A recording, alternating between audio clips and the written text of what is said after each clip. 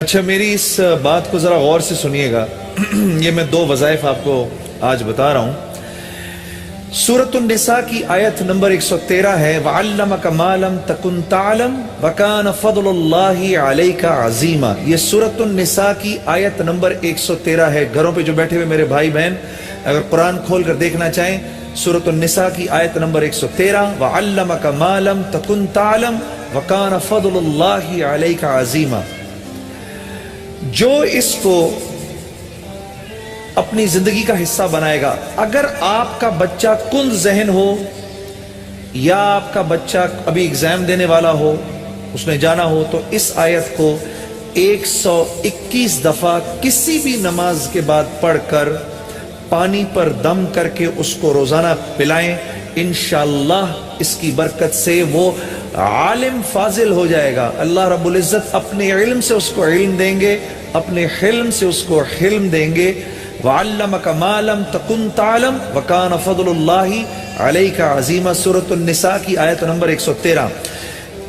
اچھا، جو اس کو نماز کے بعد پڑھے گا، اس کے پڑھنے سے اگر اس کا کسی بچے کا دل پڑھائی کی طرف راغب نہیں ہو رہا تو ماں باپ سے درخواست ہے اس کو پڑھ کے ایک دفعہ اس کو نماز کے بعد پڑھ کر اس پر پھونک دیں تو اس کا دل اسکول کی طرف، پڑھائی کی طرف راغب ہو جائے گا۔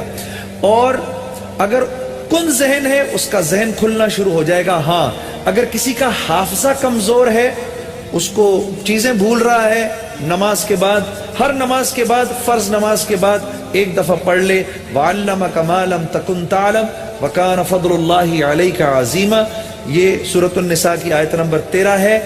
اور یہ ورد کرنے والا اللہ کی بارگاہ سے علم نافع حاصل کرے گا۔ علم نافع اس کو کہتے ہیں، اس علم کو کہتے ہیں جس کا دنیا میں بھی فائدہ ہو، آخرت میں بھی۔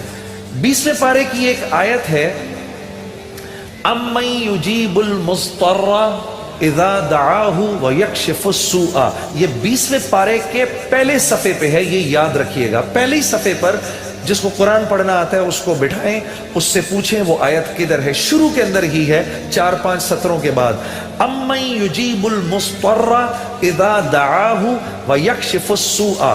جو یہ پڑھے گا، اب سنیے اس کو کیا کیا ملے گا۔ سب سے پہلے کہ اس آیت کو جو ہر نماز کے بعد پڑھے گا، اس کے بعد اگر وہ دعا کرے گا، اللہ رب العزت فی الفور اس کی اس دعا کو قبول فرمائیں گے۔ اور اگر فی الفور قبول فرمائیں گے، اور اگر اللہ اپنے علم سے جانتے ہیں کہ تھوڑی دیر بعد اس کا قبول ہونا ضروری ہے، تھوڑی دیر بعد قبول کریں گے۔ اس ورد کا کرنے والے کی اولاد کو اچھے رشتے ملیں گے۔ جو اس ورد کا اہتمام کرے گا ہر نماز کے بعد ایک دفعہ، اس کو یا اس کی اولاد کو اللہ اچھے رشتے دے گا۔ اس ورد، اس آیت کے پڑھنے والے کو جب یہ کسی مشکل میں پھنسے گا، اور اگر اس کی زبان سے اس وقت نکلا، جب آپ سے موبائل چھیننے آتا ہے نا کوئی، اس وقت یہ دعا پڑھو، اس کو نظر ہی نہیں آؤ گے، اس کو نظر ہی، اس ظالم کو آپ نظر ہی نہیں آئیں گے۔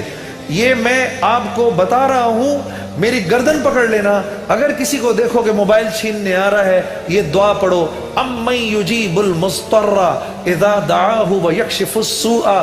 اللہ اس ظالم کو ہمت ہی نہیں دے گا آپ کے پاس آنے کی۔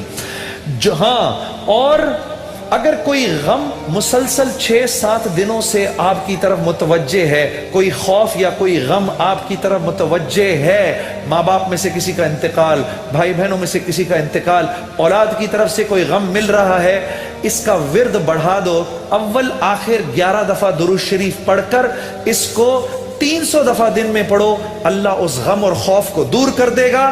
یہ ورد پڑھنے والا اللہ کبھی اس کو نامراد نہیں کرے گا۔ یہ جو دعا مانگے گا، أَمَّن يُجِيبُ الْمُضْطَرَّ اِذَا دَعَاهُ وَيَكْشِفُ السُّوءَ، اللہ اس کی دعا پوری کرے گا۔